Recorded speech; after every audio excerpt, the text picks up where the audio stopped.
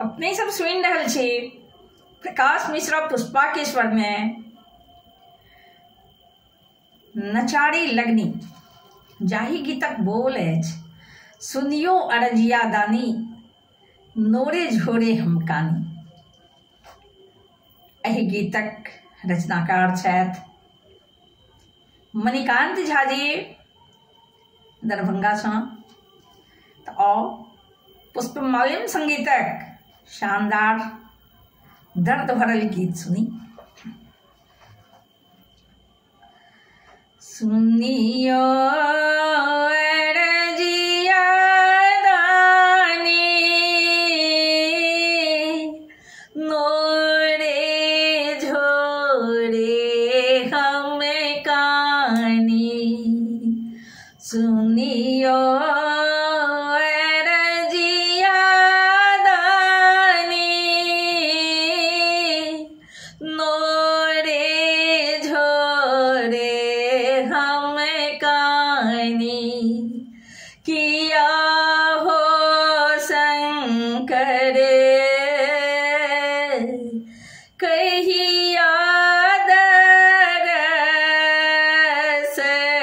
देखे बहरे की। किया हो शंकर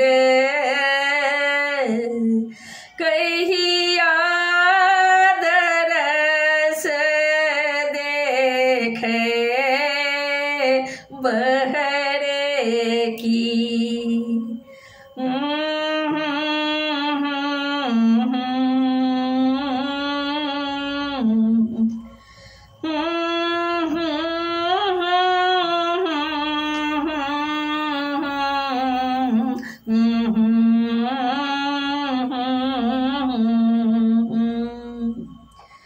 छिए हम कालक मारल,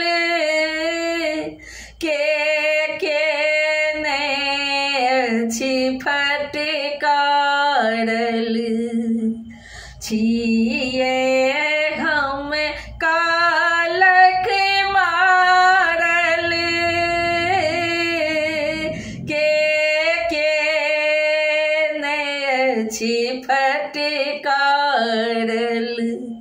किया हो शंकर कहिया दरस देखे बहरे की। किया हो शंकर कहिया दरस देखे बहरे की। सुनियो अरजिया दानी, नोरे झोरे हम कानी। सुनियो अरजिया दानी, नोरे झोरे हम कानी। किया हो शंकर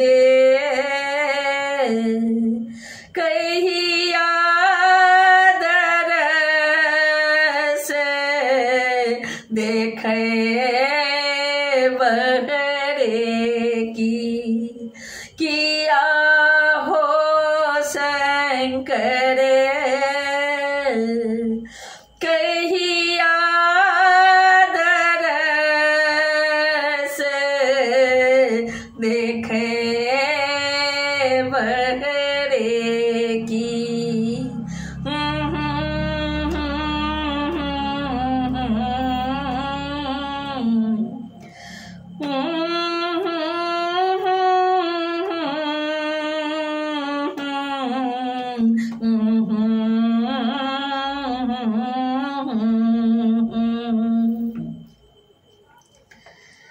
बतिया हमें ककरा कहबे, अब कतेक दिन सहबे। बतिया हमें ककरा कहबे, अब कतेक दिन सहबे। किया हो शंकर कहिया दरस देखे बहरे की। किया हो शंकर कहिया दरस देखे बहरे की। सुनियो अरजिया दानी, नोरे झोरे हमें कानी। किया हो शंकर कहिया दरस देखे बहरे की।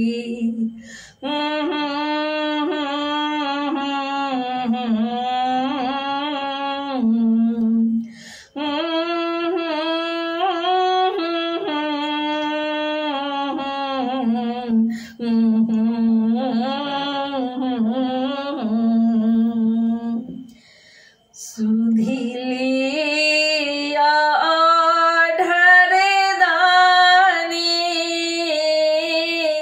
मणिकांत किछु नहीं जानी। सुधिलिया ढरदानी, मणिकांत किछु नहीं जानी। कि आहो शंकर कहिया दरस देखे बहरे की। किया हो शंकर कहिया दरस देखे बहरे की। पुष्प प्रकाश योदानी, कहैये कानी कानी। पुष्प प्रकाश योदानी, कहैये कानी कानी। कि आहो शंकर कहिया हमारे दुख हटे